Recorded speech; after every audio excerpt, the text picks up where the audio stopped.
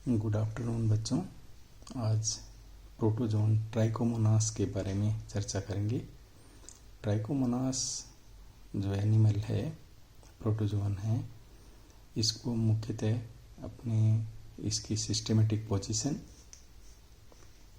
इसके हैबिटाट, इसका स्ट्रक्चर, इसका रिप्रोडक्शन, पैथोजेनिसिटी और ट्रीटमेंट, इनके आधार पे अपने आज इसको डिस्कस करेंगे।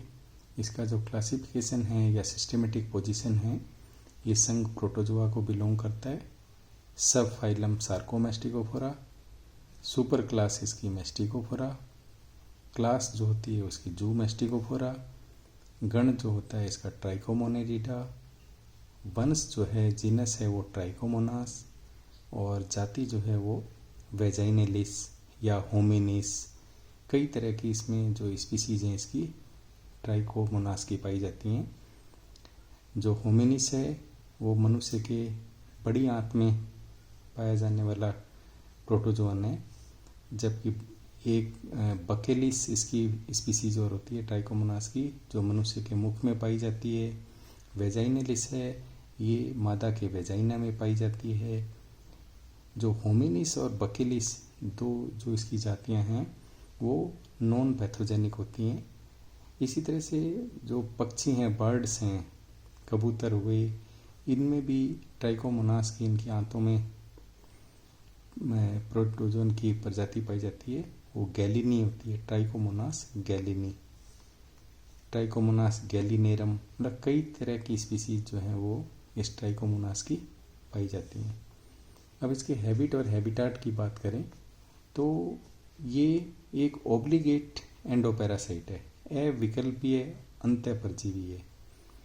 ये मल्टी फ्लैजिलेटेड, इसमें एक से अधिक जो फ्लैजिला हैं वो पाए जाते हैं। मल्टी फ्लैजिलेटेड प्रोटोजोन है। ट्राइकोमोनास जो वेजाइनलिस है ये पैथोजेनिक होता है, यानी रोग फैलाने वाला होता है, जो मूत्रजनन मार्ग में पाया जाता है। और जो ट्राइकोमोनास बकेलिस है, अभी कुछ प्रजातियों की जो बात करी थी, वो इसके मुख गुहा में पाई जाने वाली प्रोटोजोन की प्रजाति है। यदि अपन इसके स्ट्रक्चर की बात करें, संरचना की बात करें, तो इसकी जो परजीवी की ट्रोफोजोइट फॉर्म होती है वही रोगजनक फॉर्म होती है। इसमें सिस्ट नहीं पाया जाता, किसी तरह के ऊपर सिस्ट जो है होता है वो नहीं पाया जाता, अनुपस्थित होता है। ये अंडाकार नाशपाती के शेप का है।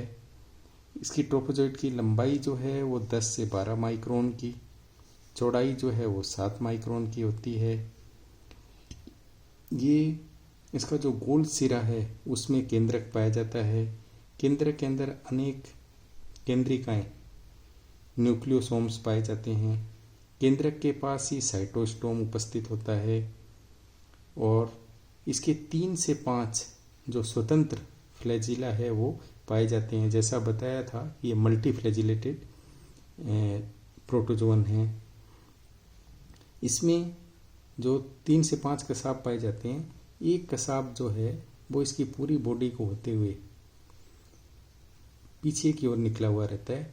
आगे वाले जो फ्लैजिला होते हैं वो एंटीरियर फ्लैजिला, पीछे की ओर जो निकला हुआ रहता है वो पोस्टेरियर फ्लैजिला कहलाता है। जो पोस्टेरियर फ्लैजिला है, जिस ब्लेफेरोप्लास्ट से या बेसल बॉडी से निकलता है, पूरी बॉडी को ये अंडुलेटिंग मेम्ब्रेन यानी पूरे शरीर, पूरे पार्ट को एक तरह से तरंगित कला के रूप में घेरते हुए होता है, पीछे की ओर आकर के स्वतंत्र रूप से निकल जाता है। और इस तरंगित कला को सहारा देने के लिए एक स्ट्रक्चर पाया जाता है सपोर्टिंग के रूप में बॉडी में, वो कोस्टा कहलाता है। इसी कोस्टा की तरह इसके सेंट्रल एक्सिस पे भी ट्राइकोमोनास के एक्जो स्टाइल पाया जाता है, जो पीछे की ओर एक स्पाइक के रूप में निकला हुआ रहता है। और ये जो स्पाइक के रूप में निकला हुआ है, इसी की सहायता से जो परजीवी के रूप में है तो उसमें अपन कह सकते हैं अंदर की ओर जहाँ पे भी पाया जाएगा उसी सहायता से अंदर की ओर पेनिट्रेट कर जाता है और अपने आप को उसके साथ, होस्ट के साथ जुड़ा हुआ रहता है।